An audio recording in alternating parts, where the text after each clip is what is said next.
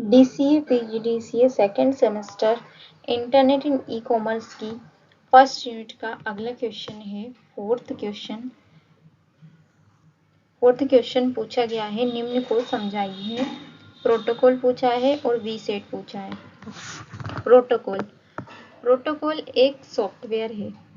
Protocol क्या होता है? एक सॉफ्टवेयर है जिसके अंदर कुछ नियमों का समूह यानी कि सेट ऑफ रूल्स या इंस्ट्रक्शन का समूह होता है जो इंटरनेट या नेटवर्क पर एक सिस्टम से दूसरे सिस्टम पर डेटा को ट्रांसफर करता है।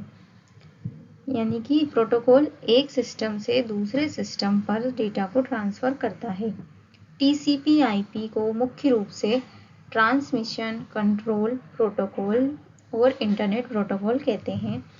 TCP/IP प्रोटोकॉल में TCP/IP डेटा को छोटे छोटे पैकेट में बदलता है तथा IP इन पैकेट को एक सिस्टम से दूसरे सिस्टम पर भेजता है। यानी कि जैसे कि एक बड़ा डेटा है, बड़े डेटा को TCP/IP क्या करता है? छोटे छोटे डेटा में तोड़ देता है। और IP इंटरनेट प्रोटोकॉल क्या करता है? इन्हें एक सिस्टम से दूसरे सिस्टम पर भेजने का काम कौन करता है? IP करता है, इंटरनेट प्रोटोकॉल।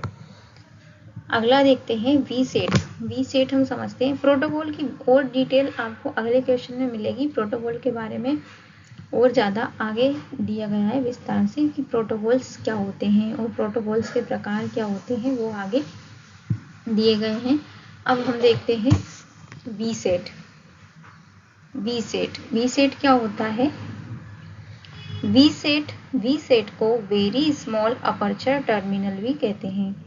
इसे तकनीकी रूप से इस प्रकार भी परिभाषित करते हैं कि एक intelligent earth station geosynchronous satellite से कनेक्ट होता है। यानी कि वी सेट जो होता है सैटेलाइट से कनेक्टेड होता है, जो द्विमार्गी संचार यानी कि 2 वे टेलीकम्युनिकेशन तथा सूचनाएं जैसे डेटा, ध्वनि, वीडियो, तस्वीरें इत्यादि को सपोर्ट करने के लिए उपयुक्त होता है।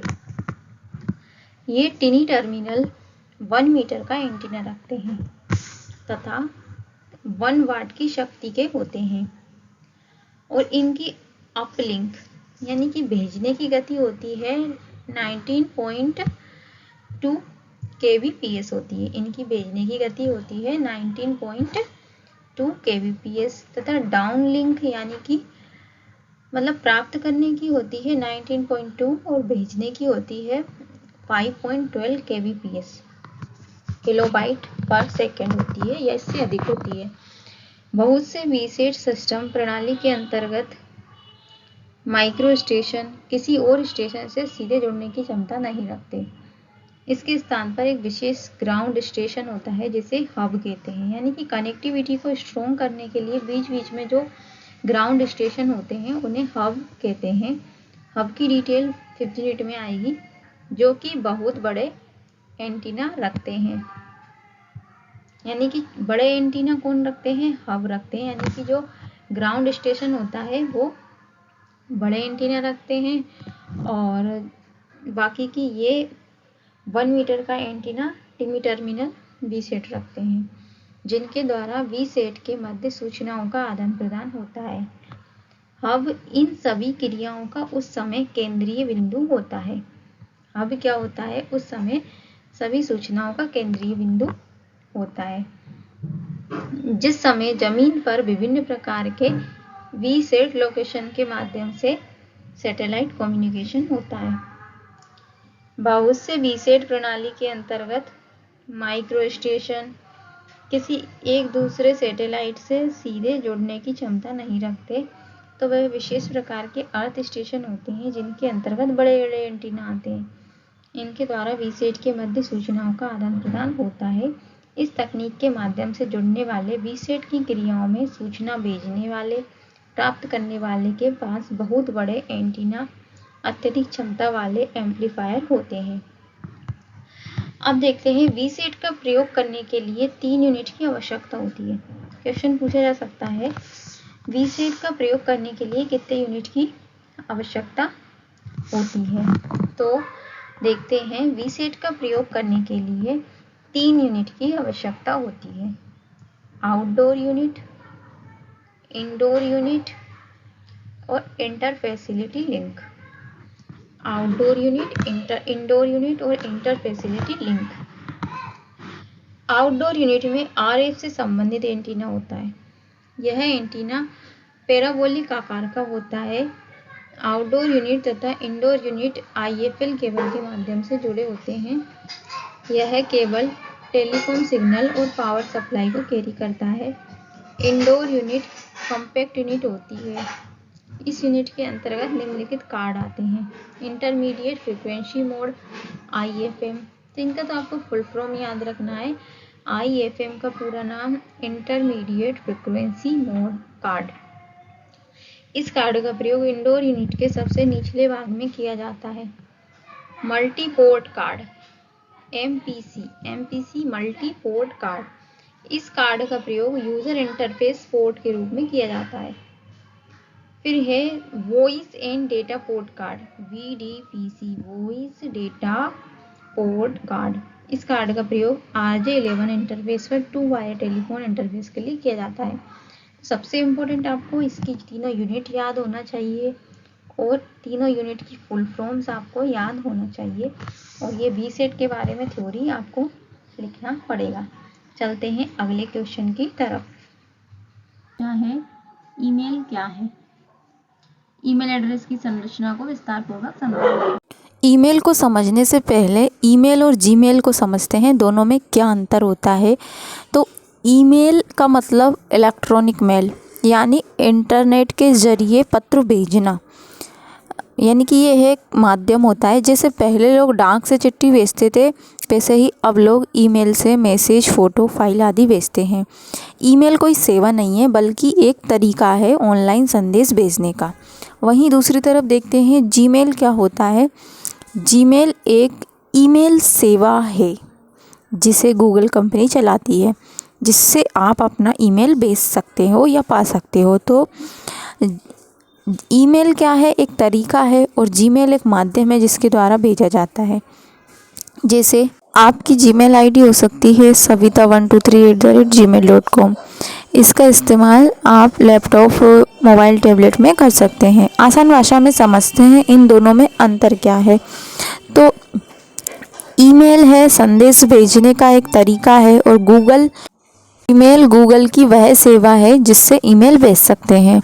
बात करते हैं कौन बनाता है। कोई भी कंपनी जैसे माइक्रोसॉफ्ट, याहू, गूगल, ये सब ईमेल बना सकती है और जीमेल सिर्फ गूगल बना सकता है।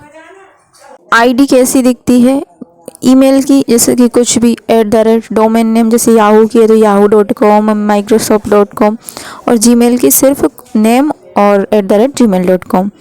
एक लाइन में इनको समझते हैं। तो आपको बस यही याद रखना है ईमेल और जीमेल में कि ईमेल मतलब चिट्ठी भेजने का तरीका और जीमेल मतलब गूगल की डाक सेवा जिससे ईमेल भेजी जाती है। तो यहाँ हमने देख लिया ईमेल और जीमेल में अंतर। अब देखेंगे हम ईमेल का इंटरफेस, ईमेल कैसे भेजते हैं और प्राप्त करते हैं, उसके बाद हम क्वेश्चन को समझेंगे। तो हमें यहाँ पर अपना जीमेल ऑन कर लेना है। या आप www.gmail.com लिख सकते हो। ये जीमेल का इंटरफेस है। कंपोज पे जाके आप मेल बना सकते हो। इनबॉक्स में मैसेज प्राप्त होते हैं, सेंड में भेजे गए मैसेज आपको मिलेंगे। तो ये इस तरीके से दिखाई देता है। अब सेंड पे आपने जो भी मैसेज भेजे होंगे वो दिखते हैं और इनबॉक्स में जो प्राप्त होते हैं वह मैसेज दिखाई देंगे। कंपोज पे जाएंगे तो हम ईमेल को सेंड कर सकते हैं। तो न्यू मैसेज बॉक्स इस टाइप से दिखाई देता है। 2 पे हम वो ईमेल एड्रेस डालेंगे जिस पर हमें मेल को भेजना है। जैसे कि मैंने डाला सविता, ये वाली ईमेल एड्रेस आपने डाल दिया। उसके बाद यहाँ पे आप सब्जेक्ट डाल सकते हो, कौन सा आप जीमेल भेजना चाहते हो। CC कार्बन कॉपी होता है और B से ब्लाइंड कार्बन कॉपी होता है। यहाँ पर आप मैसेज का सब्जेक्ट डाल सकते हो, जैसे कि यहाँ नहीं, सॉरी, ये सब्जेक्ट लिख रहा है। यहाँ पर आपको आपके मेल का सब्जेक्ट डालना है, क्या आपको भेजना है। जैसे कि आपको इमेज भेजना है, पिक्चर भेजना, ऑडियो, कोई इम्पोर्टेंट वीडियो, तो हम लिखेंगे IMP फाइल। और यहाँ पर आप आपका लॉन्ग वीडियो टाइप कर सकते हो या फिर कॉपी भी कर सकते हो। तो हम लिख देते हैं hi this file is very important, हमने ये यहाँ पर लिख दिया। फिर नीचे आप देख सकते हो कई सारे ऑप्शन आपको मिलेंगे। सेंड का ऑप्शन मिलेगा, ये इंसर्ट लूम रिकॉर्डिंग का मिलेगा। फ़ॉन्ट को आपको कैसे फ़ॉन्ट फॉर्मेटिंग करना है तो फ़ॉन्ट फॉर्मेटिंग का ऑप्शन भी यहाँ पे मिल जाता है। Bold, italic, underline, text colour, highlighter. Link आप इसमें दे सकते हो। इमोजी इसमें लगा सकते हो आप, जैसे कि हम ये वाला इमोजी लगाएंगे। और उसके बाद ये आपको गूगल ड्राइव का ऑप्शन मिलता है, तो ये इमोजी लग गया। गूगल ड्राइव भी आप लगा सकते हो, पिक्चर भेज सकते हो। ये सिग्नेचर के बारे में भी थ्योरी में दिया गया है। सिग्नेचर आप यहाँ से ऐड कर सकते हो। और अटैचमेंट क्या होता है, अटैचमेंट भी इसमें दिया गया, ये सिग्नेचर है।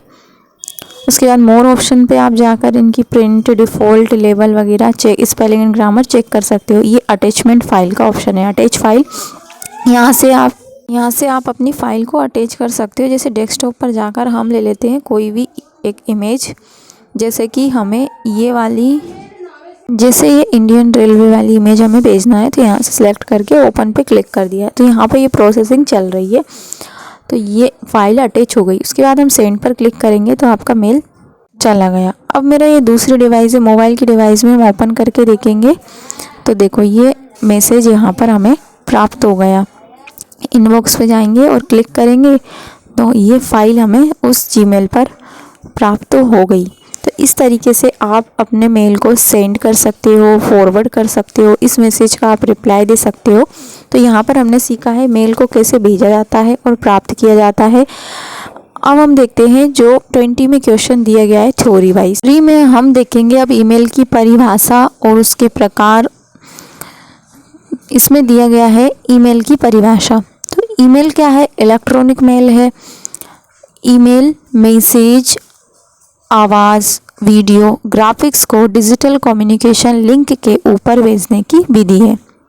तो ईमेल क्या है, मैसेज, आवाज़, ऑडियो, वीडियो को डिजिटल कम्युनिकेशन के ऊपर भेजने की विधि को ईमेल कहते हैं। जैसे इंटरनेट एक ऐसा माध्यम है जिसके द्वारा पूरी दुनिया में बहुत कम पैसों में काफ़ी जल्दी एक सिस्टम से दूसरे सिस्टम पर संदेशों को भेज सकते हैं। तो तकनीकी रूप से ईमेल एक क्लाइंट सर्वर टाइप का एप्लीकेशन है। तो ये कैसा एप्लीकेशन है, क्लाइंट सर्वर टाइप का एप्लीकेशन है जो 2 ईमेल अकाउंट के बीच स्टोर किए गए संदेशों को भेजने के लिए रास्ता उपलब्ध कराता है। क्योंकि आज के वातावरण में सभी मॉडर्न कंप्यूटर इंटरनेट से जुड़ सकते हैं। तो ये ईमेल की परिभाषा है। आगे देखते हैं। ईमेल के माध्यम से यूज़र इंटरनेट पर किसी भी स्थान से ईमेल को भेज सकते हैं जो टेलीफोन या वायरलेस डिजिटल सेवा को रखता है। ईमेल के 2 प्रोसीजर होते हैं। ईमेल सर्विस को सब्सक्राइब करना, जैसे कि हॉटमेल, रेडिफमेल इत्यादि। दूसरा होता है इंटरनेट पर स्वयं के ईमेल सर्वर की तरह से इंस्टॉल करना। तो ईमेल के ये 2 प्रोसीजर होते हैं। आगे देखते हैं। ईमेल मैसेज किससे मिलकर बना होता है, ईमेल मैसेज बाइनरी डेटा से मिलकर बना होता है। सामान्यतः ASCII टेक्स्ट फॉर्मेट में बना होता है। ASCII का यहाँ फुल फॉर्म आपको याद रखना है, American standard code for information interchange. तो ये फर्स्ट वीडियो में भी कवर कराया है इसकी फुल फॉर्म को। तो ईमेल बाइनरी डेटा से मिलकर बना होता है जो ASCII टेक्स्ट फॉर्मेट में होता है। ASCII एक स्टैंडर्ड है जो किसी भी कंप्यूटर को इनेबल करता है और ये क्या करता है, ईमेल टेक्स्ट को रीड करने के लिए होता है। हम अपने ईमेल मैसेज के साथ तस्वीर, एक्सक्लूसिव प्रोग्राम, साउंड, वीडियो, दूसरी बाइनरी फाइल को भेज सकते हैं। ईमेल मैसेज में 5 सेक्शन होते हैं। ईमेल एड्रेस 2 अलग अलग भागों से मिलकर बनता है। पहला मेल सर्वर, कंप्यूटर का डोमेन नेम जिस पर हमारा ईमेल अकाउंट है। सेकंड, हमारी पर्सनल आइडेंटिटी, अकाउंट का नाम जो मेल सर्वर पर होता है। हमारी पर्सनल आइडेंटिफाई या अकाउंट नाम जो मेल सर्वर पर होता है। जैसे 200 व्यक्तियों का एक ही ISP या ऑर्गेनाइजेशन ईमेल अकाउंट होता है, यानी कि उनका डोमेन नेम तो एक जैसा रहेगा, लास्ट वाला @ के बाद, लेकिन आगे का यूज़र नेम अलग अलग होगा। ये उनकी आइडेंटिफाई रहती है और इन्हें 8 प्रतीक के द्वारा अलग किया जाता है। तो इस चित्र में आप उसका स्ट्रक्चर देख सकते हो। जैसे कि ये maruti@gmail.com लिखा हुआ है, तो मारुति यहाँ पर क्या है, यूज़र नेम है और 8 सिंबल के द्वारा इसको अलग किया गया है। 8 सिंबल के बाद जो जीमेल लिखा है यह है डोमेन नेम है। अगली वीडियो में हम जानेंगे डोमेन नेम्स के बारे में और डोमेन नेम के एक्सटेंशन के बारे में। जैसे कि ये मेरी ईमेल एड्रेस है, तो आगे यहाँ पर यूज़र नेम दिया है और लास्ट में डोमेन नेम। .com के बाद ये एक्सटेंशन नेम है, डोमेन एक्सटेंशन नेम। ये अलग अलग प्रकार के रहते हैं, जैसे कि COM है तो कमर्शियल, GOV है तो गवर्नमेंट की वेबसाइट है, ORG है ऑर्गेनाइजेशन, ये संगठन के पीछे .org रहता है। तो अगली वीडियो में हम डोमेन नेम देखेंगे। आगे चलते हैं ईमेल एड्रेस में।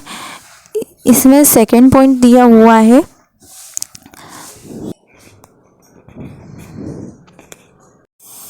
अब हम देखेंगे ईमेल के भाग, कितने भाग इसमें होते हैं।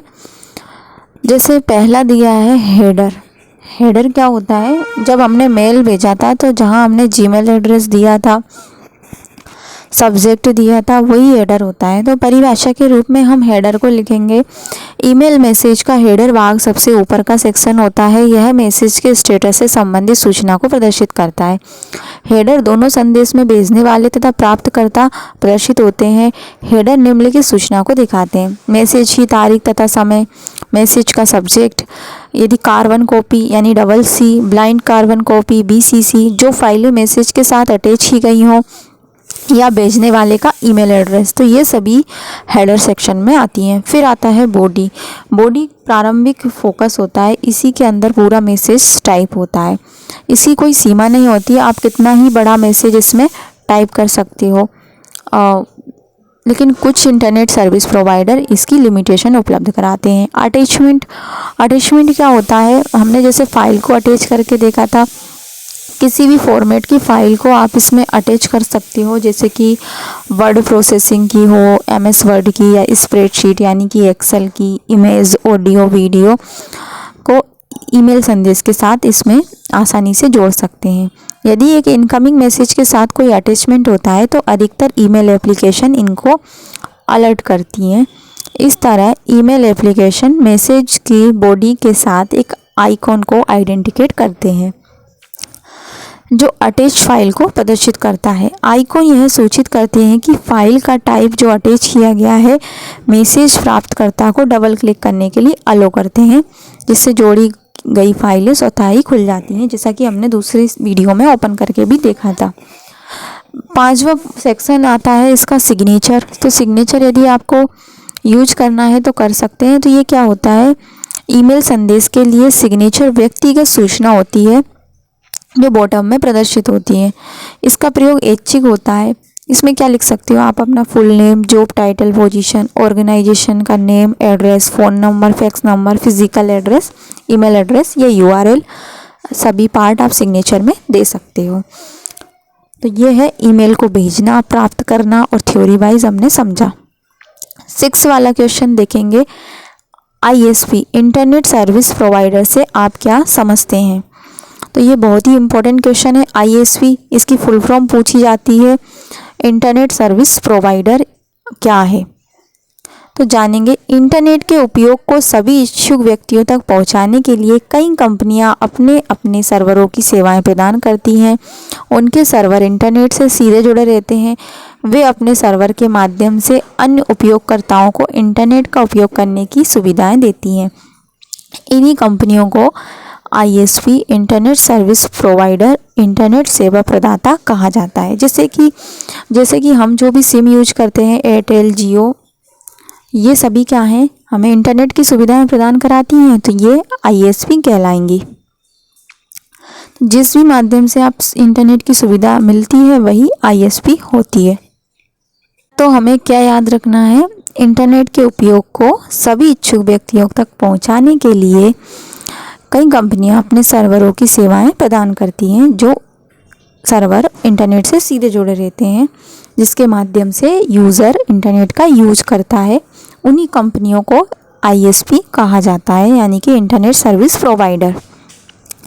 यदि हम अपने कंप्यूटर को इंटरनेट से जोड़ना चाहते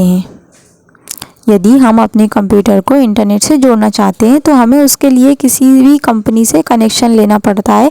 ठीक वैसे ही जैसे हम टेलीफोन एक्सचेंज से टेलीफोन कनेक्शन लेते हैं या किसी गैस कंपनी से गैस का कनेक्शन लेते हैं, तो इसके लिए हमें कुछ शुल्क देना पड़ता है, तो वही ISP को भी देना पड़ता है।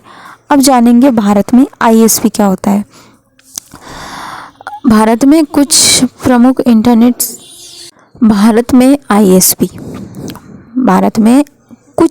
इंटरनेट सेवा प्रदाता कंपनियां हैं। भारत संचार निगम limited, BSNL, Mahanagar Nigam telephone limited, Mantra, Satyam online, net for you, Dishnet, DSL, Glide, net cracker, Reliance, Jio, CP Bharti. इन कंपनियों द्वारा इंटरनेट का उपयोग करने के लिए अलग शुल्क लिए जाते हैं। कुछ कंपनियां एक निश्चित मासिक शुल्क लगाती है, जैसे 28 दिन का, 30 दिन का। तो कुछ इंटरनेट से जुड़ने की समयावधि, डेटा डाउनलोड अपलोड करने की मात्रा का समय, दिन रात आदि अनुसार शुल्क लेती है।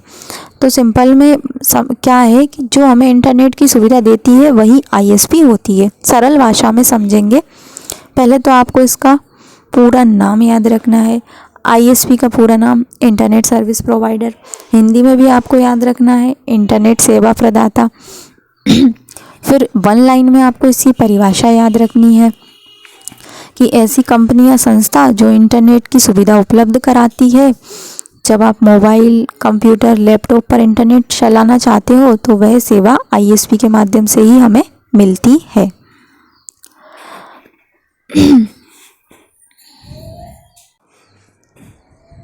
जैसे मोबाइल में नेटवर्क देने वाली कंपनियां जियो, एयरटेल, VI, BSNL, ये सभी हमें नेटवर्क देती हैं। वाईफाई या ब्रॉडबैंड देने वाली कंपनियां SCT, Hathway, Exide, Jio fiber, Airtel, Xstream, BSNL broadband, ये सभी ISP हैं क्योंकि ये हमें इंटरनेट उपलब्ध कराते हैं। ISP क्या क्या काम करता है? तो इंटरनेट कनेक्शन देने का काम करता है, वाईफाई या मोबाइल डेटा, और हमें IP एड्रेस उपलब्ध कराता है। मतलब प्रत्येक यूज़र का अलग अलग IP एड्रेस होता है। ये ISP के काम आपको 1-2 पॉइंट याद करना है, इससे आप क्वेश्चन को थोड़ा सा बड़ा करके लिख सकते हो क्योंकि कई बार ये ISP पूछा जाता है। आगे देखते हैं। और ईमेल सर्विस देता है, कभी कभी वेबसाइट को होस्ट करने की सुविधा देता है, नेटवर्क सुरक्षा और पर्सनल कंट्रोल की सुविधा भी हमें ISP उपलब्ध कराता है। तो यहाँ पर हमने वीडियो में पूरा कवर किया है VSAT, protocol, email, ISP detail wise. बीच में प्रैक्टिकल आया तो हमने प्रैक्टिकल भी करके देखा है। ISP में आप जैसे कि अगर आपके घर में जियो का फाइबर लगा हुआ है तो वही आपका ISP है। वीडियो अच्छा लगा हो तो लाइक ज़रूर करें। Thank you.